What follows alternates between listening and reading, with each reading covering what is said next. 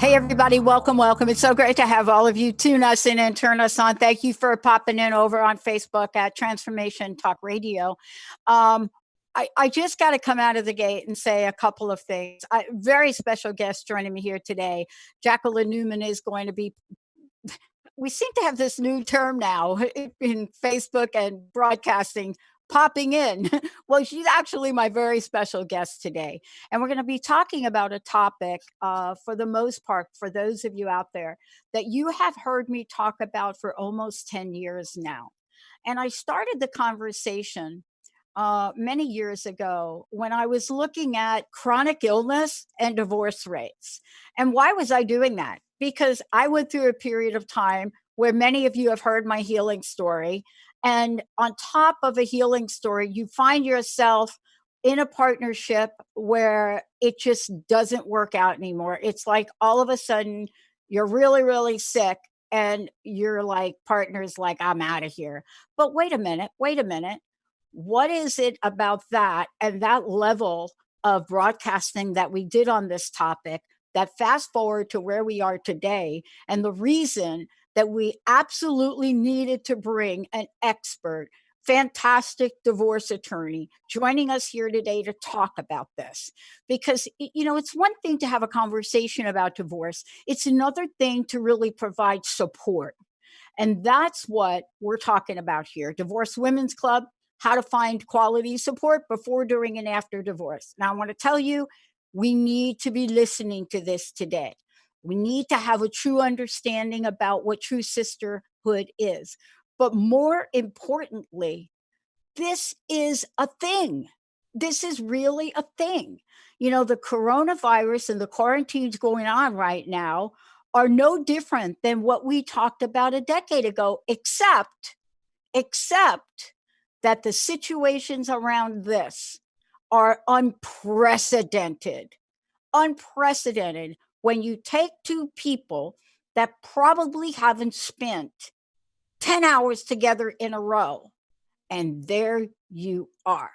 Jacqueline Newman joining me here today is somebody that doesn't just talk about this, but is out there bringing the badge of courage that I believe is necessary to have these honest, authentic conversations. She has been everywhere. She's been on Fox News, Fox Business, NBC News, ABC News, New York Times.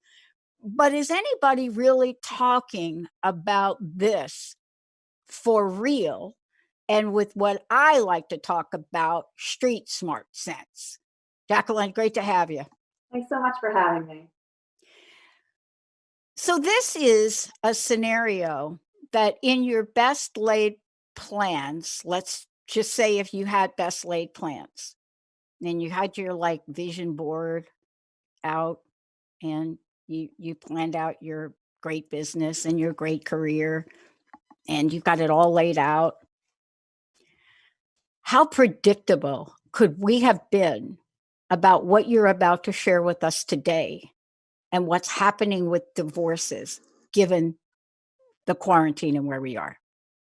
I mean, I don't think anyone would have predicted this. I think that this is just, as you said earlier, it is completely unprecedented. I have a ton of clients that say, well, what have you done in situations like this? I said, there's never been a situation like this. I said, I don't know.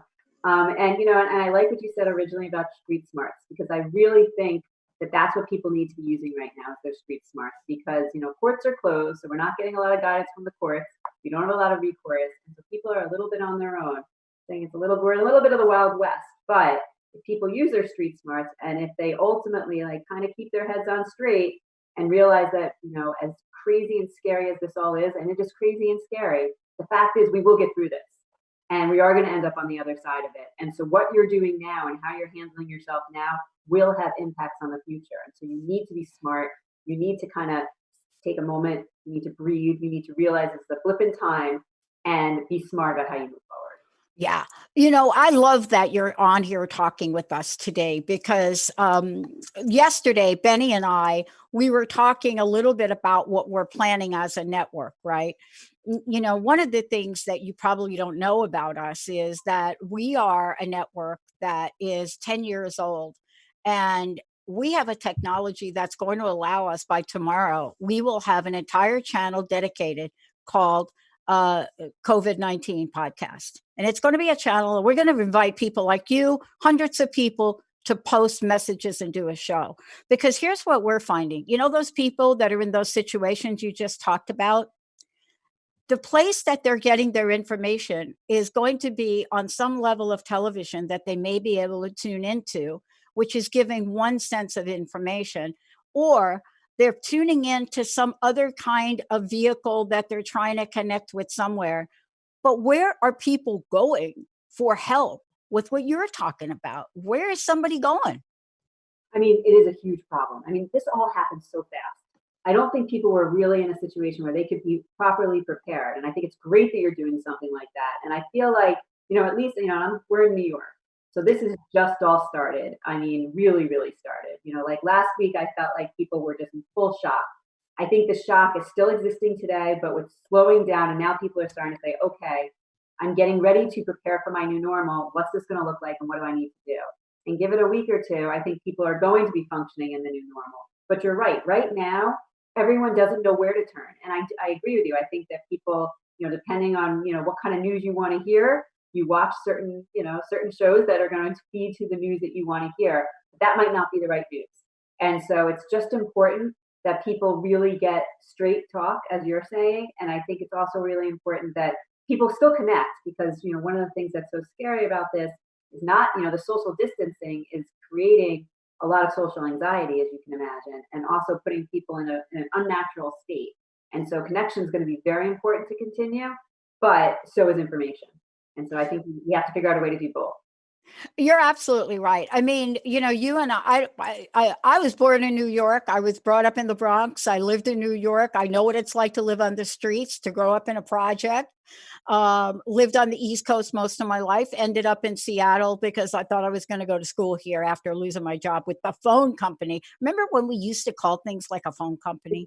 Remember when phone company used to be like a thing? Yeah, barely. Like, Yeah. oh, yeah.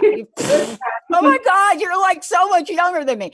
No, I'm just kidding. But my team is like, okay, Pat, please don't say phone. We don't call them phones anymore. You just, but I have to say phone because that was the thing then. Just like we have to be straight out and talking about things. I want to ask you this. You have a ton of experience as a New York City divorce lawyer, right? You're experienced in New York matrimony. You're a law expert. You have seen so many things. What can you pull from what you've seen to at least help folks say, look, folks, beware if this starts to happen in your relationship? Right. So, I mean, even though I think that things are going to get escalated to a much faster degree than what would have happened in, call it, normal circumstances, the process is going to happen to some degree. I mean, what you have is you have people that start to question their relationship, question communication, question, the way that they're interacting with each other, question the way they're parenting. All the questions still happen. What happens in normal life is kind of, again, what you had said earlier, is that most people don't spend 10 hours together. And so you don't get answers to those questions so quickly because you're in a situation where, people, especially when they're raising children, I call it the business of raising children. You really kind of are in that situation where people, they see each other in the morning, maybe for 2 seconds. They see each other maybe in the evening for 2 seconds, but that's it. On weekends, everybody catches up and says, hey, how was your week? But now everyone's living together. And now not only are you living together, you're living together in unnatural terms. You're living together with incredible uncertainty. And, your children are home. So you're having this scenario that can be really good for some people. So I don't want to make it sound like it's the worst thing for everyone. And I think there actually are great opportunities here too. But for those that are on the edge and those that don't have functional relationships and those that are questioning a lot, I think that they're going to get their answers very fast. But some of their answers aren't going to be accurate. So if you're like, let's say you question the way that, your child is parented. One spouse doesn't like the way that the other one speaks to the child, whatever it is. That is now going to be escalated to such a degree because now everyone's on top of each other. You have two parents often that are working from home, which is not what they normally do. You have kids that are back from college. You have kids that are in school. You're trying this homeschool, situation. I mean, and I can tell you, I'm living it myself. My husband and I are both working from home. I have two middle school age children. they're, right now we're all in our separate corners, doing our thing.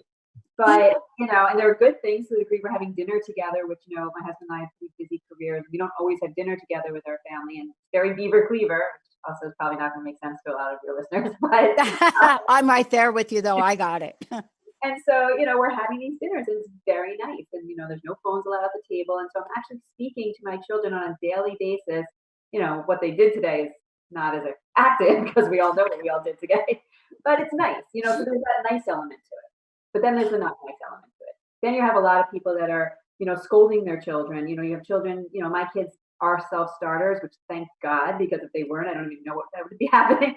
But when you have kids that aren't going on the computer, that aren't, doing their things, you got one parent yelling, and especially if I'm going to be sexist for a moment, let's just say the mother was the primary caretaker and really more in charge of homework and things, and the father wasn't as involved.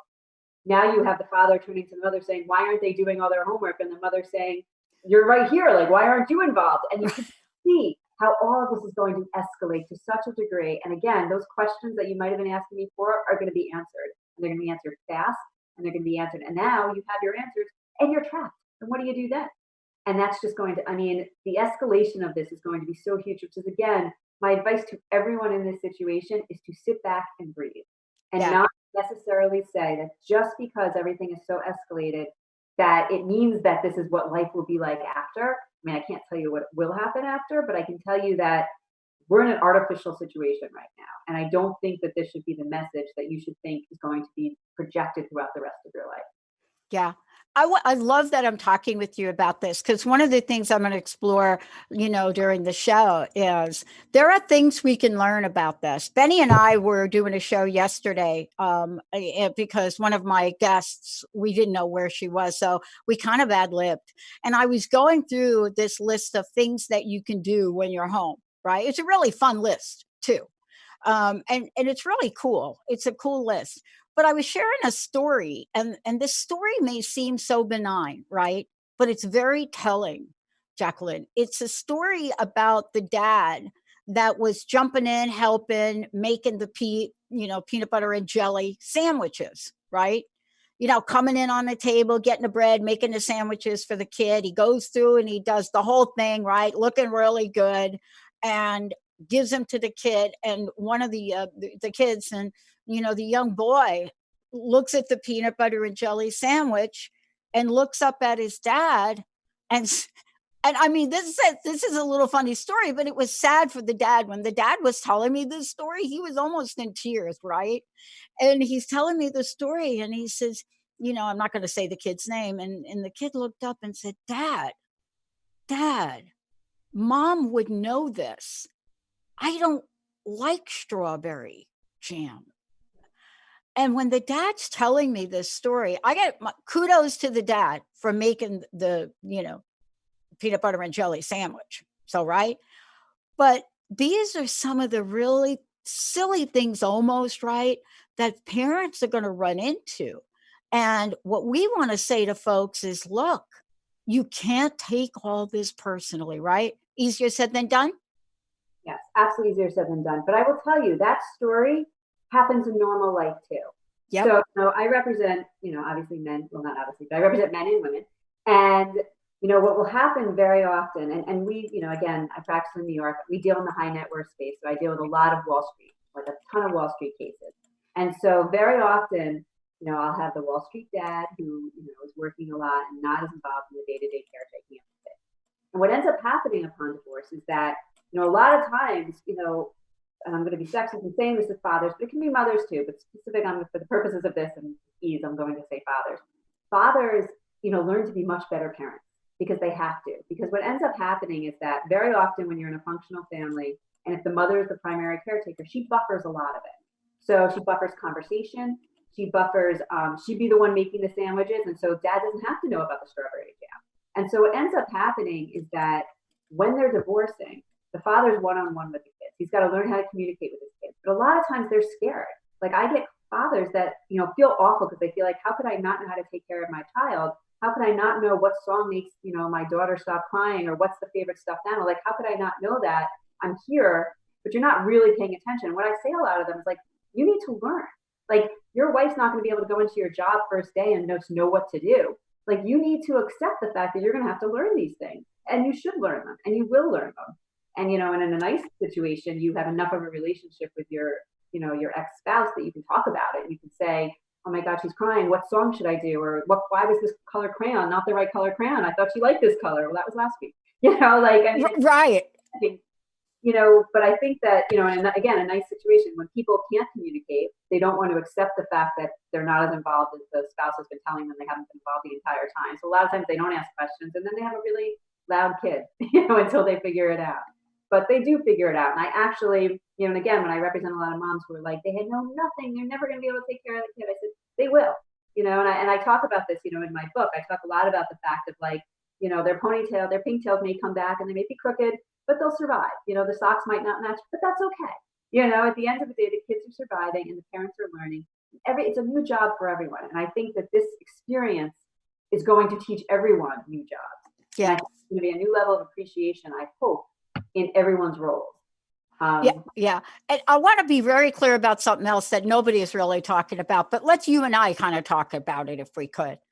The stuff you and I are talking about, it applies across the board to marriages, whether you are a same-sex marriage or your opposite sex marriage. We are talking about the dynamics across the board. And a lot of times, I live in the Seattle area. This is an enormous LGBTQ environment here. And sometimes we fall into the trap that, if it's happening over here for, the man and women couples, well, it's not really happening over here for these folks. And I think that we just need to say to everybody today, it happens for everybody. Oh, 100%. Yeah. I'm using this for the ease of pronouns, but absolutely. Yeah. I mean, Yeah. We do a lot of same-sex marriages and divorce. I mean, prenups and divorces as well. And the dynamics, it doesn't matter your gender. It just, the dynamics exist however you break it out. Of one person is normally the primary caretaker of the children. It's just kind of, one person falls more into that role than the other, even if you have two working parents, and so even forgetting gender, I mean, you can have two people that are completely working, have very successful jobs, but one parent is just the go-to parent. It just kind of happens. Can I ask you this question? Because this is a listener question that just came in, and we're getting questions that are coming in. I would like to bring them up here from we have great listeners. This is a 16-year listening audience here. So I want to get some of the questions on. Hey, Dr. Pat, this is Jolie. Hey, would you ask, okay, so somebody gave you a little nickname. I don't know if you go by Jackie, but just saying, I know we're not going to do it. You got to go with Jacqueline. But I'm going with Jacqueline. I mean, come on, right? I don't go by Patricia, but, so here's what they say. They're asking the question. This is a very, very important conversation.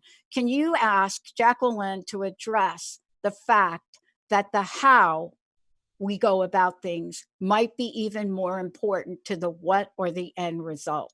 Ooh. That is a fantastic question. Oh. We should get this person on. That is a great. Hey, yeah, call in if you want to call in. 1-800-930-2819. You could call in, or you could go over to Facebook and type your comments and questions in. These 16-year listeners, they know how to get me through my cell phone, just saying. Oh, wow. But that's a great question. It's a great question. And she couldn't be more right. I am a big, big believer in the how. I think word choice, I think the way you do things is what dictates everything. And again, I can't emphasize that enough. And I actually will role play with clients a lot about word choice. I will edit clients' emails. I mean, I think that communication is the key to everything, in marriage, divorce, 100% parenting, everything. But so I think the how of it. I think that, you think about what your goal is and your communication with the person, you think about, or whatever you're looking to do, and then you think about how is the best way to get to it. And people, and everybody has a different way they want to be spoken to. Some people, want more directness. Some people need more coddling. And that's fine as long as you know who your audience is. It's know your audience is really the biggest key to it. But the how is very, very important. And I agree. A lot of times it's much more important than even where you're going, because how you speak to someone or how you handle a certain circumstance is going to be the memory that's going to move forward. And so if you handle something properly and you are respectful to someone and you are direct in a way that they can hear you, then the next time that something comes up, you'll be able to, they'll listen to you so much easier, because now you've already gained the respect that, Yeah. before. Yeah, I want to ask you about something that is directly related to the work you do. And then also I want to talk at the Divorced Women's Club as well. One of the things that I want to address here and really have you help people with this today is yesterday during the show, I was sharing with folks that, when I went back to school after that phone company career, I was in the phone company like 24.5 years, right? That's like a long time. I started as a little baby, but and I'm one of these people. I worked my way up, right? I mean, I come from the projects. I was homeless at 17. My mom commits suicide when I'm 6. I went to the phone company because they don't fire people. But here I was, and I worked my way up to the point where I found a conscience in my life. So I go back to school, and what do I study? The consequences of broken promises. And here's what I want to talk with you about. If there was one area that I could talk to couples and families right now that are in the room with us, like all y'all in the room with us, I would talk about what it means to keep your word, keep your promises, right? And do things the best you can to the best the best knowledge you have to do that. But when we are in the environments we're in now and the conversation you're taking on, right? This is something that has not happened before. The last time something like this happened, and we did an entire broadcast on it, was 2009, 2008, right? During that period. But this is really different. And I've got to ask you this question because here's a question that just came in, and I want to bring it to you from Bob. Bob, is that you, Bob? Bob from Tacoma? Bob? Yeah, Bob. I think it's Bob. It's like abbreviated. Hey, Dr. Pat, and hi, Jacqueline. Here's the question that I want to ask. We just heard on the news that all will be over by Easter. So are you both saying perhaps we should just hang on, that is the light at the end of the tunnel for us married people with I think this is a word, a gangle of kids. So that's an interesting question, right? Like it's going to be over, Bob says, at Easter. Thank you, Bob from Tacoma. Yeah, unfortunately, I don't know if I share that view. I think that, I have heard that there has been, that the president had talked about liking it to be done by Easter. I think we'd all like it to be done by Easter. I think that's an unrealistic goal from what I'm hearing. At least I can speak to New York. I mean, from what I'm hearing from Yeah. the authorities here, that Easter is not going to be. It's not a realistic time frame. But I think that is, what Bob is bringing up, and I do think that this is part of the many stressors that we're dealing with, is that the anxiety of the unknown. Because if we knew that Easter was the day, I think people would handle this a million times better. Because then there is light at the tunnel. We know we're done. Everybody, I always say, like when I talk about, even when I'm exercising, I say, well, I can do anything for 5 minutes. It's that kind of feeling. I don't think that Easter is probably going to be it. I hope that it is. I mean, look, that would be fantastic. I think that's unrealistic though. And I think that if people, what I don't want to happen is that people, set their sights on Easter and then come April 13th, we're still here and then they're just devastated. So I think managing expectations is very important. I think that we have to accept that this moment, we don't really have an end date. We have to, which kind of, look, I schedule things out months in advance. I'm a very organized, calendar. Yeah. And so this is very stressful for me too. And I feel it. But I'm really trying to just kind of live each day because that's all we've got right now, and that's what we have to just kind of hold on to is we know we're going to get through each day and eventually there will be an answer. I just don't know if Easter is it. Well, I want to do this. I want to take a short break. When we come back, we're going to talk about fear, how couples handle fear differently. And what it is that Jacqueline could share with us, that her years of experience and seeing what my friend who's a lawyer says, the good, the bad, the ugly, and plus what we can do when couples have fear and anxiety show up in this time today. The other thing we're going to talk about is for those of you that are out there, we're going to talk about, well, what if both of you have been working and now both of you are home? How about the patterns and the behaviors? What might you still be doing? What could we share with you to help and get smart? I'm telling you, we're getting street smart right here. with COVID-19. Jacqueline, before we do that, how do people find out more about you? And then we're also going to talk about the Divorced Women's Club. Sure. So you can find me on New York. Well, actually, you can find me in my law firm, which is Berkman, Bacher, Newman and Shine. The website is www.berkbot.com, BERKBOT.com. And also, I have a website, nycdivorcelawyer.com.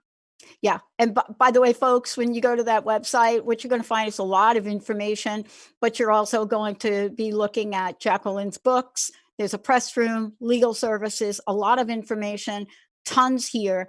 But this is all in the spirit of knowing what you can do, perhaps things you haven't thought about today. And we are taking your calls, 1-800-930-2819, or post a question on Facebook, Transformation Talk Radio. When we come back, what are we going to help people with the fear thing? Stay tuned, everybody. We'll be right back.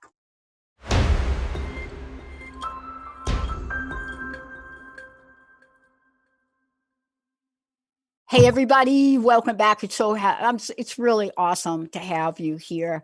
And I was just getting some advice from Jacqueline Newman during the break here, and I think that was great advice. I just need to pass it along to Jessica. One of the things I do want to encourage everyone to do is really check out the website, and it's New York City, but it's nycdivorcelawyer.com. And when you get there, what you're going to do is you're going to find a lot of information about Jacqueline, but you're going to find also her book. And what you're going to see when you see here, you're going to take a look at the new rules of divorce. There are 12 secrets to protecting your wealth, health, and happiness, right? And this is a fabulous book.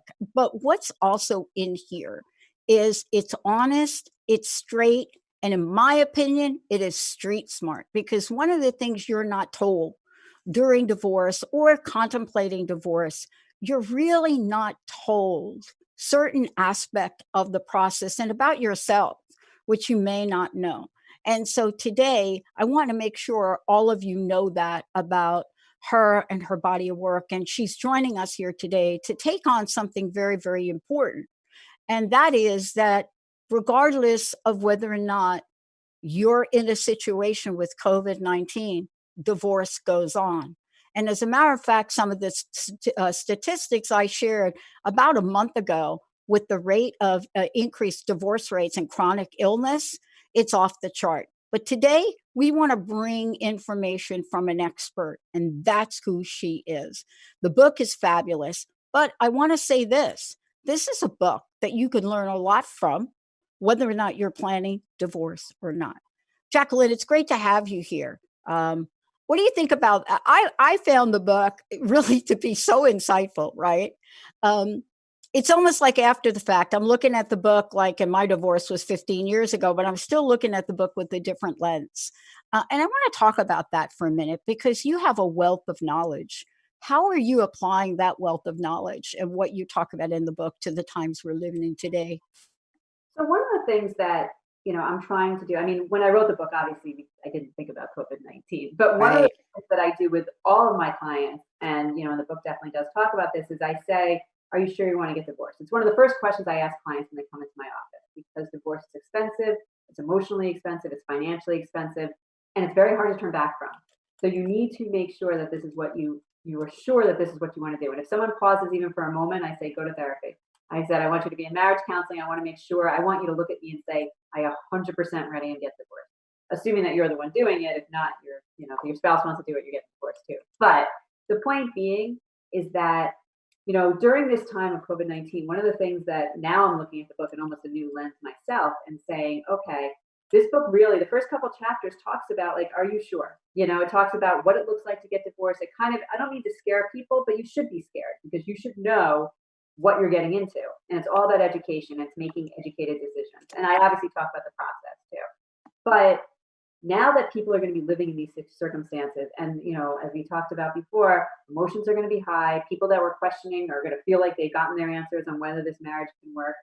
And I feel like I'd almost want them to read the book now when they're contemplating it and they're scared and get educated, because if they read this book and say, you know what, I'm not ready to get divorced for all these different reasons. I have checklists, I have all these things you want to talk about, or financially this doesn't make sense for me to get divorced.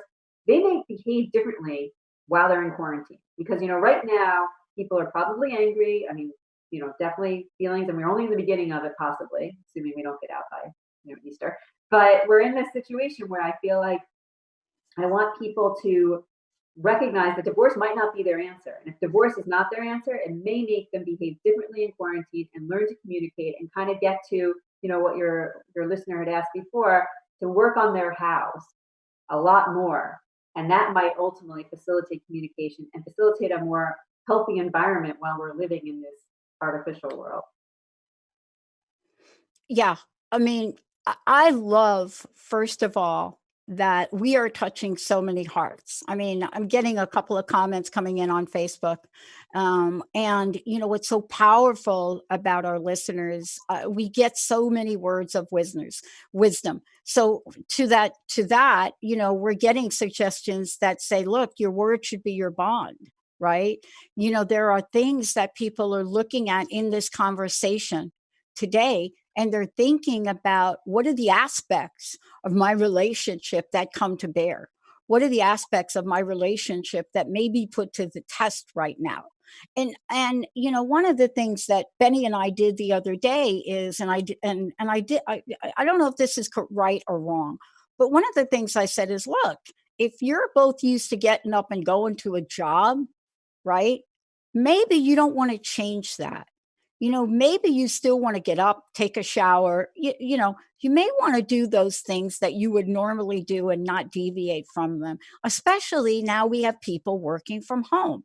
So I want to ask you, the working from home thing, doesn't that even present challenges to couples? Oh, 100%. I mean, yeah. So first of all, I mean, again, in New York City, no matter how big your apartment is, it's never big enough. So, It's never big enough. and a lot of people aren't living in very large apartments. Some people have one bedrooms, possibly two bedrooms. So they've got one common area. And so, you've got, and clients have sent me pictures of like everyone's laptops all like kind of lined up, and, everyone's in this like computer world. So absolutely. I mean, working from home is adding a whole nother level of challenge to be able to sit and have these everyone's now doing these telephone conferences. They're doing the Zoom conferences. My dog is running around upstairs. Normally I'd be doing this in my office. I wouldn't have to worry about these things. So I think that adds another level. And again, with kids now getting all of their work being sent home, so you've got homeschooling, you've got working from home, you've got close quarters, and you need silence sometimes in some of these calls. And so it's absolutely going to take these to new levels. But to also address, you were talking about the scheduling, I think it depends on the person, but a lot of people I know are waking up doing exactly the same thing. My daughter, who's in middle school, we set up originally a schedule of what would work for them. And she actually said, you know what, I want to do it differently. I want to follow my school schedule. She's like, I want to wake up and I want to do Japanese at this point. I want to do math at this point. Like, she wanted to follow the same schedule, which, I said, you do what you want to do. But people want, routine. I mean, especially when you're feeling that life is so chaotic outside, anything you can control, such as your routine, is something a lot of people want to seize control of. So it makes a lot of sense. Yeah. And I want to talk about this. We are considered in our state an essential business. Yeah. So and especially in the building we're in a building where we share the building space with people that absolutely have to disinfect all the way, the emergency medical people. And so, we don't have to say to our folks, you have to come in. And the reason we're okay in doing that is because we have the technology we built. So we gave Olivia and Zach a choice. Do you want to come in, or do you want to run these shows and have your own studio from home? And so we gave them that choice. We didn't have to do that. But for me, it's not what we're going to do. What we do today is going to have long-term effects. I think that's true in the workplace, and I think that's true in relationships. And I want to get to a prediction you made, and I totally agree with you on this. And I think what you said is, my prediction is, this is that months after home quarantine, we will see a spike in births and for the couples that bonded, and in divorce for the couples that don't. I also believe that if you take that as a metaphor for businesses, you will see the same thing. I absolutely agree. So I'm the managing partner of my law firm. And we did a full shutdown of everyone before everybody else did.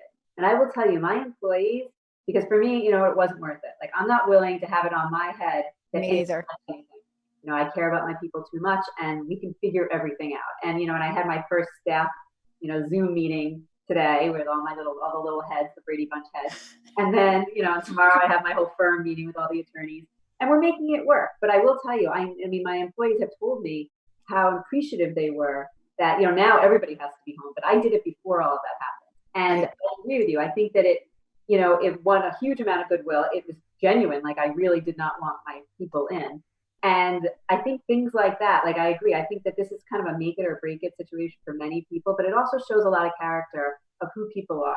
You always say in times of crisis is, how is someone going to react to that? That's kind of like, in marriages, I think it's such an important thing to know how your spouse is going to react when it comes down to it. Like, because that's what, in my opinion, kind of counts. And so this is giving people opportunities. So for an example, it could be positive to the degree that, so yes, he doesn't put the dishes in the sink. I mean, dishes in the dishwasher, and the laundry seems to, the laundry basket's right there, but the socks somehow are always on the floor. Things like that. That's annoying. I get it. Toilet seat up. I get all that. But when push comes to shove, and if your spouse is truly there for you, for your anxieties, when we talked about fear, which I know you want to talk about, if they're truly supportive for you and your family and everything during that, it is going to make all the rest of it seem so petty and silly. And so those are the opportunities, I think, that this kind of situation can provide for families and really strengthen them. Yeah. I got a call from two of my clients not too long ago, and exactly the scenario you and I are talking about today, right? A number of different children now in the home, right? Different ages, the whole thing. A couple new puppies, by the way, throw them into the pot. And so the question they asked me is, we don't know what to do. They're like, we can't even do a Zoom with you, Pat. We don't, what do we do? And, I had the weirdest answer for them. I really did. I said, you know what you can do? You guys need to have your quiet time every day. So here's what I want you to do. I want you both to get a couple of candles. I want you to take yourselves for 15 minutes into your bathroom, shut the door, light the candles, and communicate. Because kids know bathrooms are like off limits, generally speaking. But these are the things we have to start to think about, right? But I do want to get back to something else you said, because it really feeds the fear. I want to talk with you about this. About 3 or 4 days ago, maybe last week, I did something that's really quite unusual for my personality. I said to my entire team, especially my producers, I said, you guys need to fill out a detailed calendar. And I can tell you, and they're listening now, I am pretty sure that the day that my first boss told me to fill out the calendar, there was so much fire in my eyes, I didn't know what to do. But I did it, and they did it. And there's a reason for doing it. I had a funny feeling this day would come, where we would probably not all be together. Structure. As much as I'm a quadruple Sagittarius, as much as I grit my teeth, I think structure sometimes can help dilute the effects of fear. I don't know. What have you found with couples? I absolutely think so as well. And, and again, even using the example of my daughter and the fact that she needed that structure. And I think it has to do with control. I think it has to do with just kind of knowing what comes next. And when, they always say it, the fear of the unknown. I mean, that is what's so incredibly anxiety provoking. It brings us all the way back to what we were talking about before. But if you can kind of take control of your day and kind of say, okay, I know what's going to happen at 2 o'clock. I know what's going to happen at 3 o'clock. And I'm going to have to live like that for right now, because that's what I've got. It gives a calm, because you have prediction, you know what's going to happen, you have control over it. I mean, right now we're in a world where we don't have control, and it's not even like there's a specific bad guy. Even if you look at 9/11, I mean, to me, this feels a little like that, where you just don't know what to turn and you don't know what's coming next, and it's just so scary. But that was almost, in a weird way, kind of, at least there was a bad guy, there was a villain, there was someone that you can kind of go after. I mean, there were many people, but it was a concept. This is your neighbor. This is your friend. Like, you're scared of every single person, the social distancing. And, your best friend, you have to stay 6 feet away from me. I mean, it's not what you're naturally doing. And so I think the fear of that is just so overwhelming. And there's doesn't seem to be, there's no cure right now. There's no stopping it at this moment. There will be. I have absolutely all confidences that there will be. And I know that our lives will return to some level of normality. It might not be what we had before, but there will be something that will feel normal and right to us. We just don't know when that's going to be. And so that's why it's scary. Yeah. I want to get back to your prediction because this really talks right to it. And I really believe that when people also read your book too, for those of you just tuning in, I want to make sure that you know that my very special guest today is Jacqueline Newman. And, as I mentioned earlier, you can find out more about Jacqueline, go to the website NYC, that's for New York City, NYC Divorce Lawyer.com, and you're going to see the book, The New Rules of Divorce, right? The 12 secrets to protecting your wealth, health, and happiness. But in this book, there's so much street smart. I'm telling you, the book could have been called something else. It could have been, I don't want to give her book a new name. That's just not right to do that, Pat. But what I'm trying to say, I know, I'm going to give you the name of your next book though, when we're done today.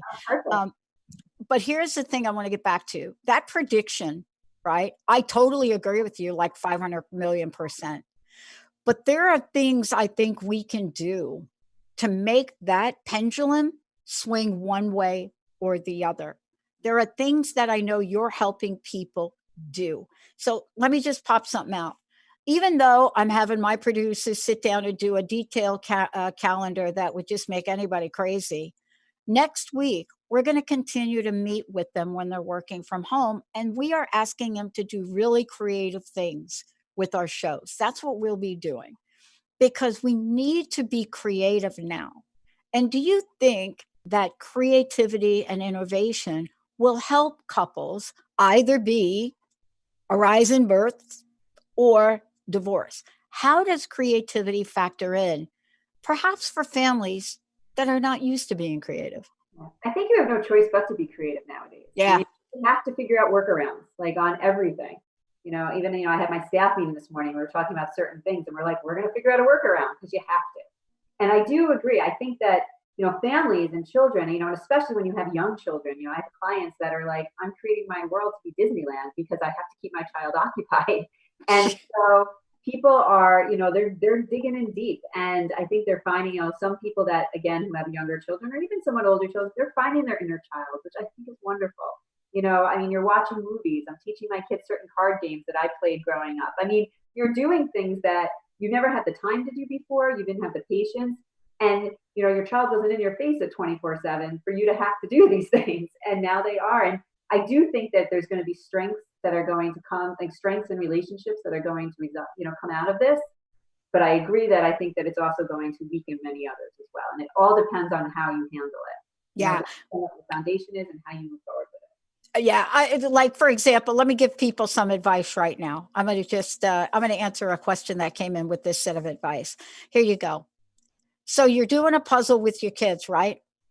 And the child that I referred to with the strawberry, right? Strawberry jam, that child gets the peanut butter and jelly sandwich, just layered with grape jam now.